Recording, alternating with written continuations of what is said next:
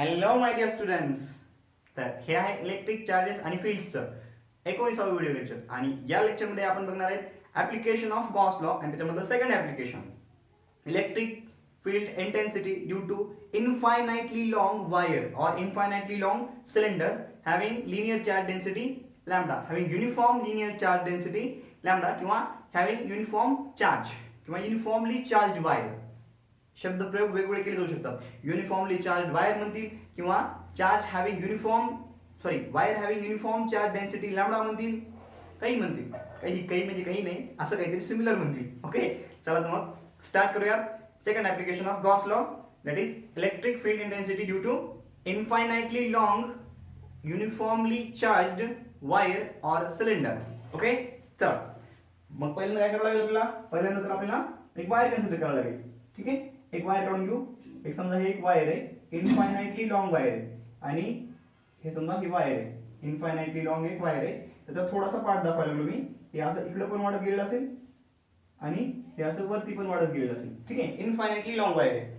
आता हा त्याचा ऍक्सिस आहे असं गृहीत धरा. हा त्याचा ऍक्सिस आहे असं गृहीत धरा. This is axis of wire. This is axis of wire.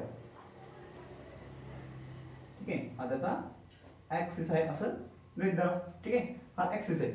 आता याची जी रेडियस आहे, याची रेडियस गृहीत धरा की कॅपिटल आर ही त्याची रेडियस आहे. कॅपिटल आर ही त्याची रेडियस आहे. ओके, तर मग आणि याच्यावरती युनिफॉर्म चार्ज आहे. याच्यावरती चार्ज आहे युनिफॉर्म चार्ज आहे. म्हणजे याच्यावरची जी चार्ज डेन्सिटी आहे ती कशी आहे? युनिफॉर्म आहे. युनिफॉर्मली डिस्ट्रीब्युटेड चार्ज आहे याच्यावरती. ठीक आहे, आणि ही पूर्ण लेंथ वरती चार्ज आहे. पूर्ण त्याच्या वायरच्या लेंथ वरती चार्ज आहे. तर वायरच्या बाबतीत आपण सरफेस पेक्षा जास्त लिनियर, त्याच्या एरियापेक्षा जास्त त्याची लेंथ खूप जास्त असते. म्हणून आपण याच्यासाठी जी टर्म वापरतो ती लिनियर चार्ज डेन्सिटी वापरतो. स्फियर साठी काय वापरतो आपण? Surface charge density. Surface charge density म्हणजे चार्ज पर युनिट एरिया. बरोबर आहे. सिग्मा काय बघितलं होतं आपण? Sigma is surface charge density, charge per unit area. त्याच्याऐवजी सिलेंडरच्या बाबतीत किंवा वायरच्या बाबतीत कोणती टर्म वापरतात? लॅम्बडा म्हणजे linear charge density which is equal to charge per unit length. Charge per unit length ही टर्म वापरतात. तर या केस मध्ये आपण बघणार आहे लिनियर चार्ज डेन्सिटी वापरणार त्याच्यासाठी. ठीक आहे, मग बघा लिहून घ्या. थोडंसं थिअरॉटिकल याचं एक्सप्लेनेशन लेवल थिअरॉटिकल थोडासा लिहून घेऊ. बघा, लिहा माझ्यासोबत लिहा. Consider an infinitely long straight uniformly charged wire,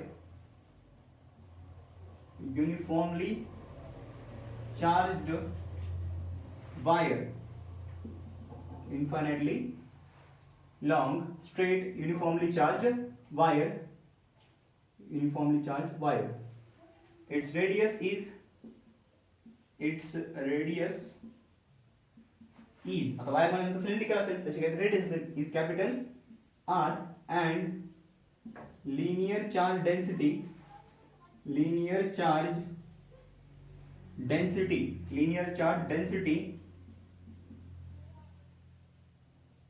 lambda. Linear charge density is lambda. ठीक आहे, लॅम्बडा इज इक्वल टू काय असते? Q by L. Lambda is equal to काय असते? Q by L, charge per unit length, which is coulomb per meter. Hence charge is equal to lambda into L. Okay, ठीक आहे, असू द्या. आता पुढे बघा. समजा आपल्याला काय करायचंय? आपल्याला याची इलेक्ट्रिक फील्ड काढायची. या सेंटर पासून, या वायरच्या सेंटर पासून ॲट डिस्टन्स r वरती एक इलेक्ट्रिक फील्ड काढायची आपल्याला. ठीक आहे, ॲट डिस्टन्स r वरती सेंटर पासून हा ऍक्सिस आहे, या वायरच्या सेंटर पासून मग ऍक्सिस पासून ॲट अ डिस्टन्स r वरती इलेक्ट्रिक फील्ड काढायची आहे. ठीक आहे, तर काय करायचं मग? त्या तेवढ्या डिस्टन्स वर एक गॉशियन सरफेस घ्यायचा. काय घ्यायचा? एक गॉशियन सरफेस घ्यायचा. तुम्हाला सांगितलं तुम्ही गॉशियन सरफेस काय असतो? What is mean by Gaussian surface?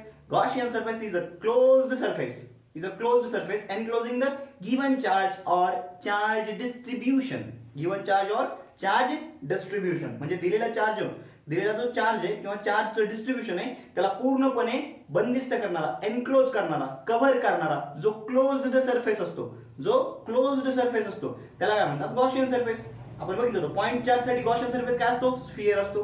Point charge साठी, युलुसो पॉइंट चार्ज, त्यासाठी गॉसियन सरफेस काय असतो? स्फिअर असतो. असा समजा पेनासारखा एक लॉंग आहे, लॉंग, इन्फायनाइटली लॉंग आहे, किंवा पेनासारखा एवढा लिनियर चार्ज आहे. ठीक आहे, लिनियर चार्ज आहे. चार्ज या सिलेंडरवरती किंवा असा वायर आहे समजा, ठीक, त्याच्यावरती चार्ज डिस्ट्रीब्यूट झालेला आहे, तर त्याचा गॉसियन सरफेस काय असेल? सिलेंडर असेल. बरोबर आहे, सिलेंडर सगळीकडून क्लोज असलं, इकडून फ्लॅट, इकडून फ्लॅट, हे कर्व्ड सरफेस. बरोबर आहे. तसं हे इन्फायनाइटली लॉंग वायर आहे किंवा इन्फायनाइटली लॉंग सिलेंडर आहे, तर त्यासाठी पण काय असेल? एक क्लोज गॉसियन सरफेस. काय असेल? गॉसियन सरफेस सिलेंडर असेल. मग आपण काय करू? एक सिलेंडर गृहीत धरू. एक काय गृहीत धरू? सिलेंडर गृहीत धरू. हे सिलेंडर गृहीत धरलं आपण समजा. ठीक आहे, एक सिलेंडर गृहीत धरलं. असं तिकडून इथून पण एवढं डिस्टन्स घेतलं ना, ते पण एवढं डिस्टन्स आपण इकडे घेऊ. ठीक आहे, इथपर्यंत कुठपर्यंत आलं समजा, हे असं. ठीक आहे, हे इथपर्यंत. आता हे झालं cylinder. This is cylinder. Okay, so this is our Gaussian surface. This is our Gaussian surface. ठीक आहे, हा झाला Gaussian surface. काय झाला आपला? हा झाला Gaussian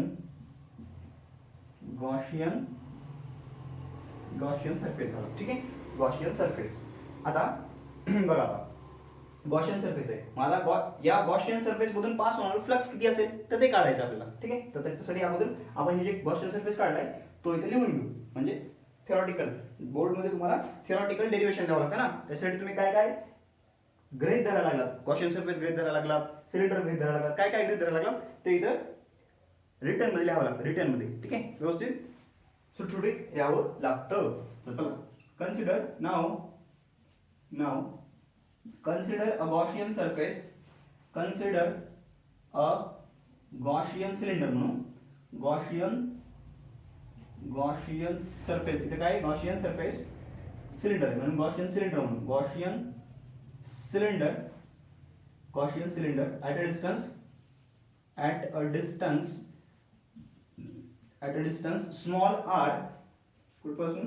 small r from axis or from center of wire. ठीक आहे, आता मग काय होईल? the flux passing through, consider काय कन्सिडर करायचं? याच्यावरती एक छोटासा एरिया, युलुस एरिया, काय करा? एक छोटासा एरिया ds कन्सिडर करा. ठीक आहे, ds कन्सिडर करा. आता इथं बघा इलेक्ट्रिक फील्ड कशी असेल? इथून इलेक्ट्रिक फील्ड बघा, इलेक्ट्रिक फील्ड अशी या डायरेक्शनला अशी इलेक्ट्रिक फील्ड आहे.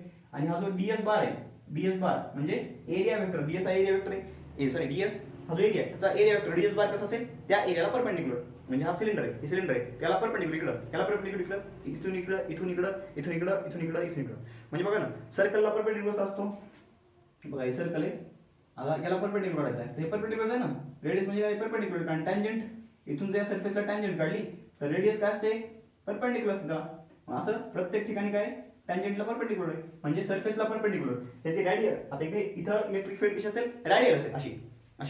हे वायर आहे, इथून इलेक्ट्रिक फील्ड अशी. आता प्रत्येक पॉइंटला काय असेल? टँजंटच्या प्रत्येक पॉइंटला. आता असं या ठिकाणी सरफेसला टँजंट काढली तर त्या टँजंटला परपेंडिक्युलर आहे, म्हणजे त्या ठिकाणच्या एरिया वेक्टरला परपेंडिक्युलर आहे. म्हणजे इथं ds बार आणि e बार यांच्यामध्ये अँगल किती यायला लागलाय? 0 यायला लागला. प्रत्येक ठिकाणी हा अँगल काय? 0 येईल. प्रत्येक ठिकाणी अँगल काय? 0. असं प्रत्येक ठिकाणी काढला आपण. इकडे काढा, इथं परपेंडिक्युलर येईल. हे इकडं, हे ds बार इकडंच आणि e बार पण इकडंच. हा एरिया ds इथला एरिया इकडचा काय? हा ds आहे. ds बार काय असतो? Area vector. एरियाला परपेंडिक्युलर असतो आणि डायरेक्टेड आउटवर्ड्स. क्लोज्ड सरफेस साठी कसा असतो? डायरेक्टेड आउटवर्ड्स असतो. बरोबर आहे, इनवर्ड्स नसतो, आउटवर्ड्स असतो. ओके, चला पुढे बघा. हे रफ करतो मी. आता बघा, consider a small area ds at a distance r from center of wire on on the Gaussian cylinder, on the Gaussian cylinder, on the Gaussian cylinder. Gaussian cylinder वरती एक एरिया ds कन्सिडर केला, बरोबर आहे. बरं, now electric field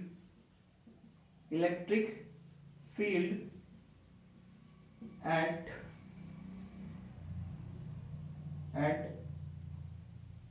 this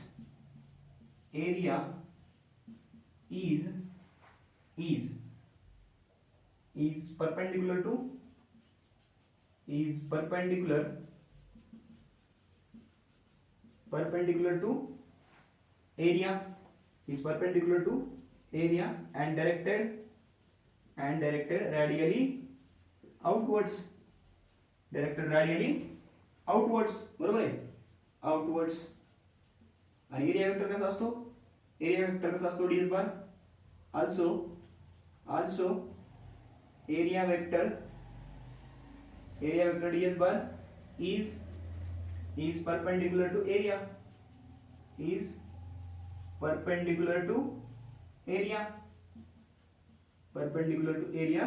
ds. hence angle between, कुठे लिहू आपण, हे लिहून घ्या, एवढं लिहून घ्या. वर तरफ करतो मी, लिहिला. ओके, चला पूर्ण लिहून घ्या. Pause the video and note it down. चला पुढचं मोडतो मी. आता बघा मग काय होईल, अँगल बिटवीन, hence angle एक आपल्याकडे छी धान. hence angle between E bar and ds bar at any point on the Gaussian surface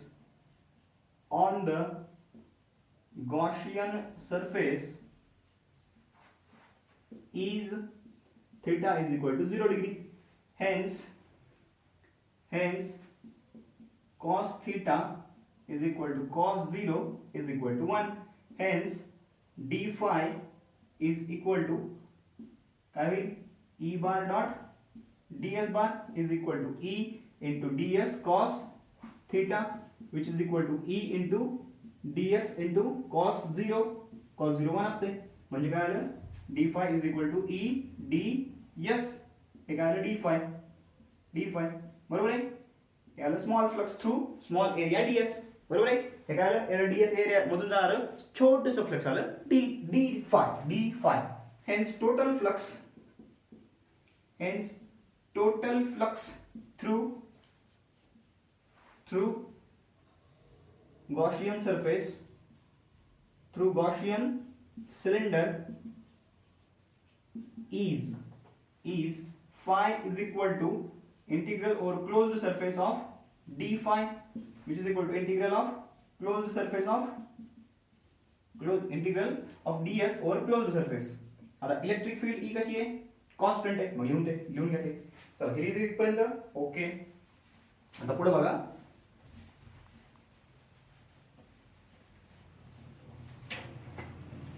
okay झालं. चला बघा, as electric field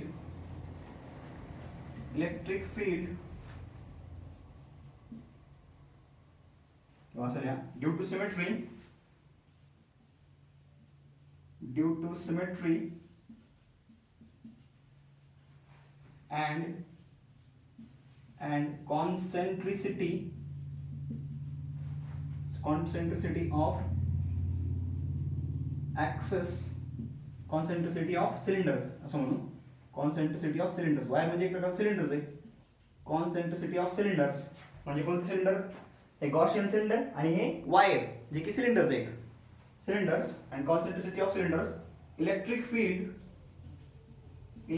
field at any point on the Gaussian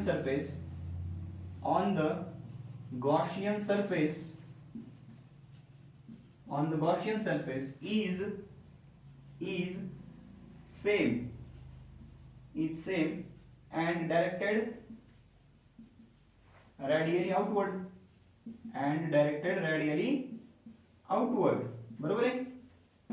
hence phi is equal to, हे कसं लिहिलं मी, या ईला मला बाहेर घ्यायचंय. ई बाहेर कधी येतं इंटिग्रलच्या, ज्यावेळेस ई कॉन्स्टंट असेल, ज्यावेळेस ई काय असेल, कॉन्स्टंट असेल. मग ईची मॅग्निट्यूड प्रत्येक पॉइंटला, गॉसियन सरफेसवरच्या प्रत्येक पॉइंटला ईची मॅग्निट्यूड कशी आहे, कॉन्स्टंट आहे आणि डायरेक्शन रॅडियली आउटवर्ड आहे, म्हणून ई बाहेर घेतलं. Integral over closed surface d s. आता integral over closed surface d s. आता हा जो सरफेस आहे बघा, याचा जो सरफेस एरिया आहे तो कसा काढता येईल, surface area of cylinder. Curved surface area घ्यावा लागेल आपल्याला, कारण हे इन्फायनाइट आहे, इकडं आणि इकडे इन्फायनाइट आहे. ठीक आहे. याच्यामधून जाणारा फ्लक्स तर काढता येईल आपल्याला. ठीक आहे, ते पण करता येईल. बघा याचा जो एरिया आहे हा डी, आपण काय घेतलंय, डीएस बार घेतलंय, डीएस छोटासा एरिया घेतलाय सिलेंडरवरचा, कर्व्ड सरफेस एरियावरचा घेतलाय. मग टोटल कर्व्ड सरफेस एरिया किती येईल, टोटल कर्व्ड सरफेस एरियावरचा फ्लक्स किती येईल, हे जे फ्लक्स आहे ना, the total flux through Gaussian cylinder आपण फाय म्हणायला लागलो. त्याच्यामध्ये एक मिस्टेक आहे. काय मिस्टेक आहे, total flux through the Gaussian cylinder through curved surface, म्हणून curved surface of Gaussian cylinder असं म्हणून. मग कर्व्ड सरफेस एरिया किती येतो, कर्व्ड सरफेस एरिया सिलेंडरचा कर्व्ड सरफेस एरिया किती असतो, 2 पाय आर इंटू एल, 2 पाय आर इंटू एल. बरोबर आहे. म्हणजे फाय किती आलं, five through curved surface area. ठीक आहे, फाय सी म्हणतो आपण, कर्व्ड सरफेस एरिया मधून निघणारं फ्लक्स 2 पाय आर आलं. आता याला काय करू आपण, याला सरफेस एरिया 1 म्हणू, याला सरफेस एरिया 2 म्हणू. ठीक आहे. आता बघा 1 आणि 2 साठी काय होईल, हे दोन्ही फ्लॅट सरफेसेस आहेत, हे दोन्ही काय फ्लॅट सरफेसेस आहेत. याच्याची या ठिकाणी इलेक्ट्रिक फील्डची डायरेक्शन कशी आहे, या ठिकाणी इलेक्ट्रिक फील्ड डायरेक्शन अशीच आहे ई, आणि डीएस बारची डायरेक्शन कशी आहे, अशी आहे. डीएस बारची डायरेक्शन आहे ही अशी, म्हणजे ई बार आणि डीएस बार मध्ये अँगल किती आहे, 90 चा अँगल आहे. कितीचा अँगल आहे, 90 चा अँगल आहे. मग फ्लक्स किती होईल बघा. Now flux through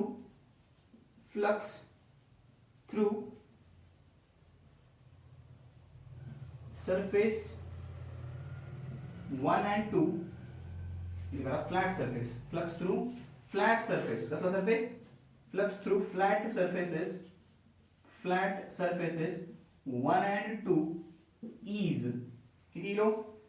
each 1 and 2 each is प्रत्येकामधूनचं फ्लक्स किती असेल, d phi is equal to integral e bar dot ds bar. इथला एरिया जर ds bar धरला, इथला एरिया जर छोटासा, इथला एरिया समजा ds bar धरला. ठीक आहे, हा एरिया ds bar आहे, ds आहे. तर ds bar कसा येईल, परपेंडिक्युलर, हा फ्लॅट आहे, याला परपेंडिक्युलर एरिया वेक्टर कसा येईल असा, आणि इलेक्ट्रिक फील्ड कशी अशी आहे, इलेक्ट्रिक फील्ड अशी आहे, एरिया वेक्टर कसा यायला लागला असा, म्हणजे दोन्ही अँगल किती यायला लागलाय, 90 डिग्री. ही इलेक्ट्रिक फील्ड इकडं, एरिया वेक्टर खाली इकडे खाली जाऊन वर, दोन्ही अँगल किती यायला लागलाय, 90 डिग्री. मग अँगल जर 90 डिग्री येत असेल तर e बार डॉट ds बार किती येईल, मग बघा e बार डॉट ds बार e ds cos theta, theta किती आहे, 90 डिग्री आहे, थीटा किती आहे, 90 डिग्री आहे. म्हणून e ds cos 90, cos 90 किती असतो, 0, cos 90 is 0, hence d phi is 0. ठीक आहे. आणि म्हणून जे टोटल कर्व्ड सरफेस एरिया मधून जे फ्लक्स पास व्हायला लागले तेच काय असतं, total flux through Gaussian surface असतं. क्लिअर आहे. बघा काय म्हणालो, इथे नीट लक्ष द्या. फिगर वरती फोकस करा. वाटत मी डॉटेड केलं तर कंटिन्यूस करून घेतो, याला वाटलं कळत नसेल तर हे कंटिन्यूस करतो. याला कंटिन्यूस केलं मी. हा झाला गॉसियन सरफेस. हा काय आहे, Gaussian surface. This is Gaussian surface. ठीक आहे, हा गॉसियन सरफेस आहे, हा गॉसियन सरफेस. हे आपलं वायर आहे. ठीक आहे. हा कर्व्ड सरफेस एरिया झाला, कर्व्ड सरफेस एरिया असा इमॅजिन करा. 3D मध्ये इमॅजिन करा. इलेक्ट्रिक फील्ड कशी आहे, अशी रॅडियल असते. वायर पासून इलेक्ट्रिक फील्ड कशी आहे, रॅडियल आहे, अशी इकडे येणार, इकडे जाणार, अशी माझ्याकडं, अशी तुमच्याकडं, इकडं अशी. ठीक आहे. निघाली बुम बुम बुम बुम बुम बुम झुप झुप झुप झुप झुप. अशी नाही होणार, अशी सैला, अशी रॅडियल, अशी नाही जाणार, अशी रॅडियल जाते, अशी रॅडियल. ठीक आहे, अशी रॅडियल जायला लागली. ठीक आहे. मग इलेक्ट्रिक फील्ड आणि इथं एरिया वेक्टर, हा जो एरिया आहे त्या एरिया वेक्टरला कसं आहे, एरिया हा सिलेंडर गॉसियन सरफेस धरला तर एरिया वेक्टर कसा असतो, परपेंडिक्युलर असतो. इलेक्ट्रिक फील्ड पण त्याच डायरेक्शनला आहे. पण होतंय काय, जो फ्लॅट सरफेस आहे वरचा सिलेंडरचा तिथं इलेक्ट्रिक फील्ड कशी आहे, अशी आहे. आणि एरिया वेक्टर कसं जायला लागला, असा अपवर्ड जायला लागला. मग यांच्यामध्ये इकडला हा वेक्टर आणि हा वेक्टर यांच्यामध्ये अँगल किती आहे, 90 आहे. मग 90 अँगल असेल तर cos 90 किती असतं, 0 असतं. म्हणून या एरियामधून पास होणार फ्लक्स फ्लॅट सरफेसेस मध्ये येणारा फ्लक्स 0 आहे. म्हणजे इथला सरफेस आणि इथला सरफेस हे फ्लॅट सरफेसेस आहेत. फ्लॅट असा गोल आहे, गोल. ठीक आहे. इथून पास होणार फ्लक्स कसं पास व्हायला लागले, असं. बरोबर आहे. आणि फ्लॅट आहे म्हणजे टँजेन्शियल पास व्हायला लागले. इलेक्ट्रिक लाईन सपोज असं जायला लागले, अशा याला टच करून जायला लागलं. याला क्रॉस करायला का नाही, म्हणून या एरियाच्या अक्रॉसचा फ्लक्स किती आहे, 0 आहे. म्हणजे जे काही फ्लक्स पास व्हायला लागले ते कुठून पास व्हायला लागले, कर्व्ड सरफेस एरिया मधून पास व्हायला लागले. राहिले. Okay sir. हेन्स आता तुम्ही मोडून घ्या, हे लिहून घ्या, हे पूर्ण लिहून घ्या, पूर्ण लिहून घ्या. ठीक आहे, लिहिलं. ओके चला, हे इथपर्यंत मोडणार मी आता.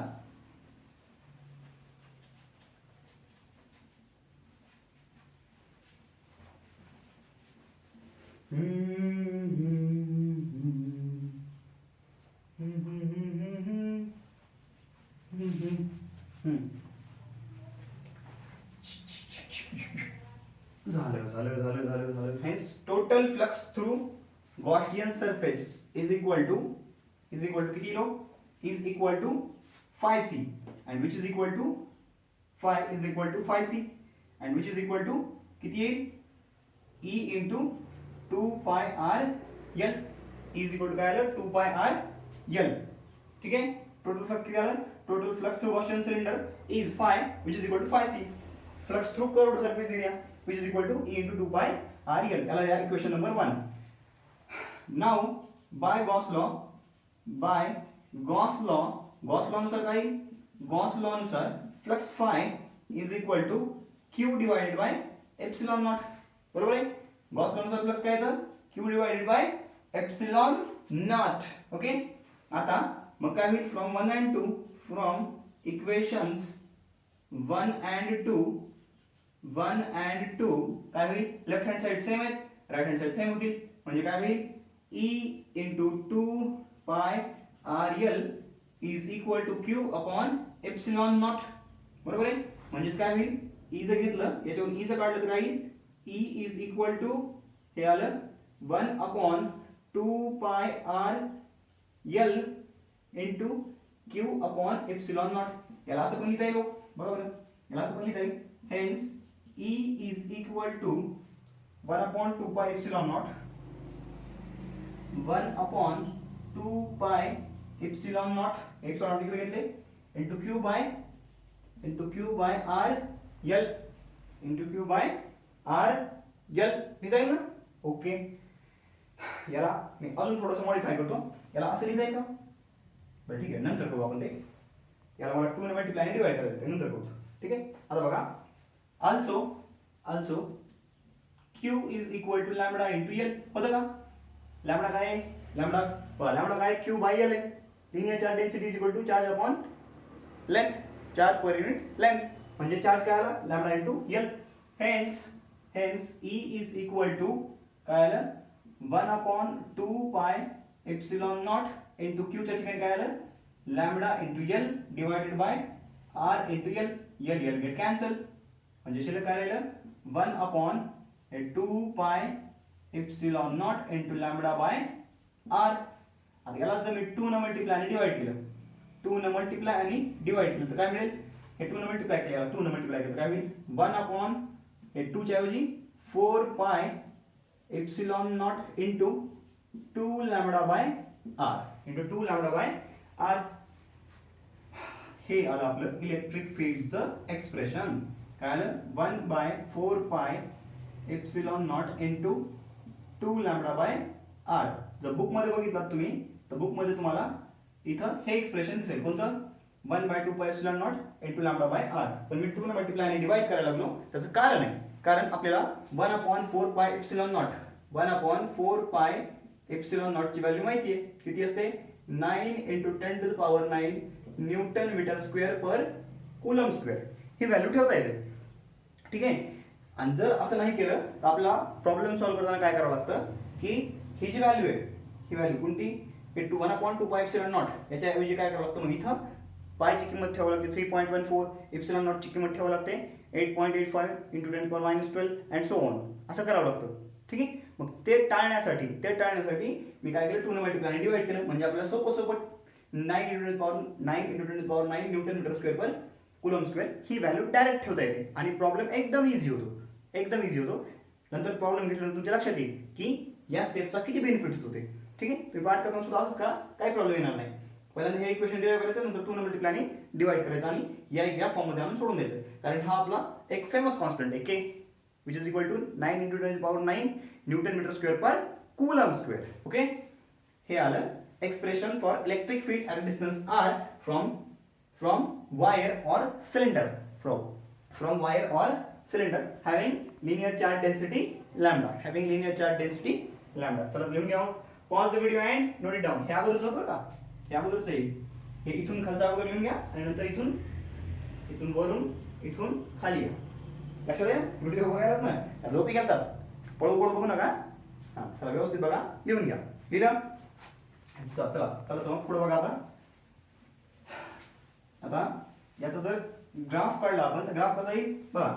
इथून काय दिसतंय आपल्याला, इथून आपल्याला हे दिसतंय की इलेक्ट्रिक, बघा ही एक इलेक्ट्रिक फील्ड आहे. ही इलेक्ट्रिक फील्ड आपण काय लिहितो, मला आठवतंय बघा असं 2k λ/r ही इलेक्ट्रिक फील्ड काढली आपण याच्यावर. आठवत असेल तर बघा, पहिले व्हिडिओ बघा जरा, त्याच्यामध्ये काढलेली आपण electric field due to infinitely long wire और cylinder 2k λ/r from its axis, distance r from its axis. हे काढलेले 2k λ/r where k is 1/4 pi epsilon naught. आले का. हे एक्सप्रेशन बघितलं आपण वयावरून, बघा तुम्ही. आठवेल किंवा वहीत असेल, वहीत बघितल्यानंतर तरी तुम्हाला क्लिक होईल थोडंसं. बघा आता बघा याचा ग्राफ काढला, याच्यावरून काय लक्षात येतं आपल्याला, E is inversely proportional to R, that is electric field. If we draw graph of electric field versus distance, तर तो कसा येईल, असा येईल. ठीक आहे. हा झाला ग्राफ. ठीक आहे. डिक्रीजिंग ग्राफ आहे. ठीक आहे. हा झाला graph between graph of electric field. हा काय, graph of electric field versus R. So this is all about electric field due to infinitely long wire or cylinder. Clear आहे. इथपर्यंत क्लियर आहे. चला लिहून घ्या. Pause the video and note it down. आता बघा हे जे एक्सप्रेशन आहे हे कशाला व्हॅलिड आहे, हे एक्सप्रेशन कोणत्या कंडिशन मध्ये लागू होतं, तर लिहून घ्या. दिस एक्सप्रेशन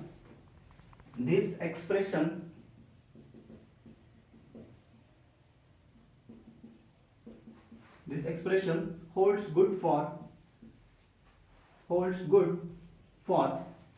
कशासाठी लागू होतं, hollow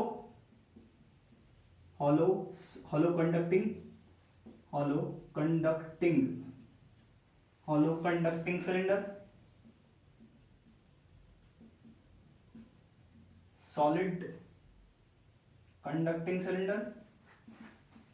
solid conducting cylinder and hollow non-conducting cylinder.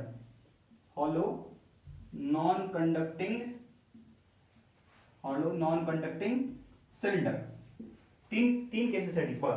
Hollow conducting cylinder, solid conducting cylinder म्हणजे हॉलो आणि सॉलिड दोन्ही कंडक्टिंग सिलेंडर, आणि तिसरं हॉलो नॉन कंडक्टिंग सिलेंडर म्हणजे फक्त एका केससाठी व्हॅलिड नाहीये. It is not valid for solid non conducting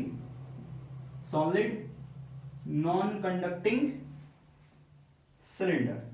आता हे असं का होतं, दिस इज बिकॉज, लिहून घ्या खाली लिहितो कोणतं हे एक्सप्रेशन, दिस इज बिकॉज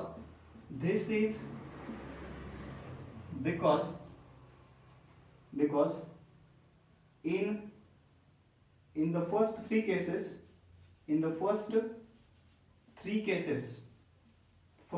म्हणजे कोणत्या, ह्या कोणत्या, hollow conducting cylinder, solid conducting cylinder and hollow non-conducting cylinder. These are the first three conditions.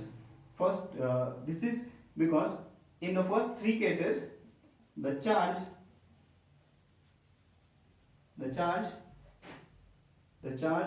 remains on the surface and not inside the cylinder, which is not the case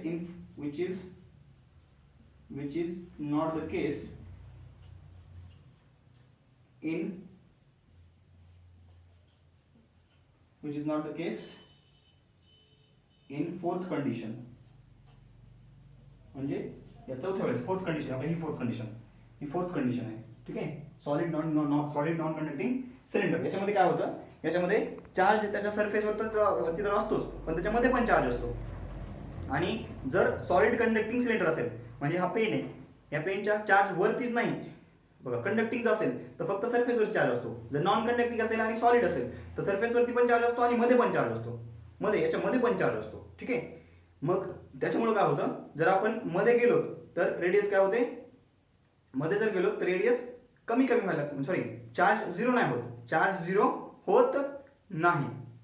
ठीक आहे. आणि त्याच्यामुळे मध्ये electric फील्डची intensity zero येत नाही. ठीक आहे. Okay, चल ग्राफ काढून घ्या. चला pause the video and note it down. मी पण व्हिडिओ पॉज करतो आणि एक प्रॉब्लेम लिहितो, त्याच्यानंतर आपण एक प्रॉब्लेम सॉल्व्ह करू.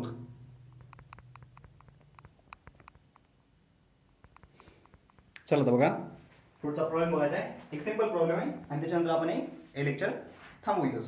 ठीक आहे. ओके, एक सिंपल प्रॉब्लेम आहे. The length of straight thin wire is 2 metre. लांबी किती दिली आहे, 2 मीटर दिली आहे. ठीक आहे. गिवन डाटा लिहून घेऊ आपण. गिवन काय दिले, लेंथ दिली आहे 2 metre. It is uniformly charge with a positive charge 3 microcoulomb. किती दिला चार्ज, 3 मायक्रोकुलम दिलाय, म्हणजे क्यू दिलाय आपल्याला 3 मायक्रोकुलम. Calculate the number 1 the charge density of the wire. Number 1 charge density म्हणजे lambda is equal to charge per unit length. Charge किती दिलाय, 3 मायक्रोकुलम divided by 2 metre. आता मायक्रो हे काय, मायक्रो म्हणजे 10 to power -6 असतं ते, आणि हे coulomb divided by 2 metre. 2 metre बे आणि बे पंचे 10. ठीक आहे. 1.5 into 10 to the power -6 coulomb per metre. ही आहे linear charge density lambda. Second काय विचारले, the electric field intensity due to the wire at a point 1.5 metre away from the centre of the wire. म्हणजे r दिले आपल्याला 1.5 metre आणि आपल्याला विचारले की इलेक्ट्रिक फील्ड किती आहे. तर इलेक्ट्रिक फील्डचा फॉर्म्युला काय आपल्याला, हा सांगा, 1/4 पाय epsilon naught into 2q by r. बरोबर आहे. असा फॉर्म्युला असा पण आहे, पण त्याच्यामध्ये काय होतं problem, 1/2 pi epsilon naught into lambda by r असा एक येतो. Sorry 2 lambda by r. तिथे काय होतो, लॅम्बडा बाय r पण जमतोय, पण इथे काय व्हायला लागले, 2 आहे. मग 2 च्या 2 नंतर 3.15 नंतर 8.85 into 10 to the power -12 या किमती ठेवावं लागतात. पण ते काय खूप किचकट काम आहे, एकदम किचकट काम आहे ते. त्याच्यामुळे काय करायचं, ह्या 2 ला इथे काय केलं मी, 2 न मल्टिप्लाय आणि डिवाइड कशामुळे केलं होतं, त्याच्यामुळे केलं होतं. 2 न मल्टिप्लाय केलं काय होईल, 1/4 पाय एप्सिलॉन नॉट हे 2 लॅम्बडा बाय r. आणि आता आपल्याला सिंपली याची व्हॅल्यू ठेवता येईल. ठेवता येते 9 into 10 to the power 9 newton metre square per coulomb square into 2. Lambda किती आहे, 1.5 into 10 to the power -6 coulomb per metre divided by r. म्हणजे 1.5 मीटर. आता बघा, हे मीटर स्क्वेअर झाला आणि हा मीटर स्क्वेअर कॅन्सल झाला, हे कूलम आणि हे कूलम मधला स्क्वेअर कॅन्सल झाला. बरं, हे 1.5 कॅन्सल झाले, हे 9 दुने 18 आणि हे 10 to the power 9 into 10 to the power -6 म्हणजे काय, 10 to the power +3. इकडे घेतलं काय होईल, 1.8 into 10 to the power 4 आणि आन्सर कसा झाला, न्यूटन पर कूलम. इलेक्ट्रिक फील्डचं युनिट काय असतं, Newton per coulomb. So this is the value of electric field at a distance of 1.5 meter from the center of wire. कळलं? ओके, चालू घ्या. Pause the video and note it down. तर ही बघितली आपण electric field due to a thin wire infinitely long and uniformly charge with charge density lambda. आणि एक simple problem बघितला त्याच्यावरचा. तर बोर्डला याच्यावरचा डेरिव्हेशन विचारतील किंवा एक सिंपल फॉर्म्युला बेस्ड क्वेश्चन विचारतील. ठीक आहे, एकदम सिंपल. तर याच्यानंतर बघणार आपण electric field intensity due to uniformly charge plane sheet. Uniformly charge plane sheet. Okay, चला तर तोपर्यंत अभ्यास करता. काय अडचण असेल तर विचारता. All the best.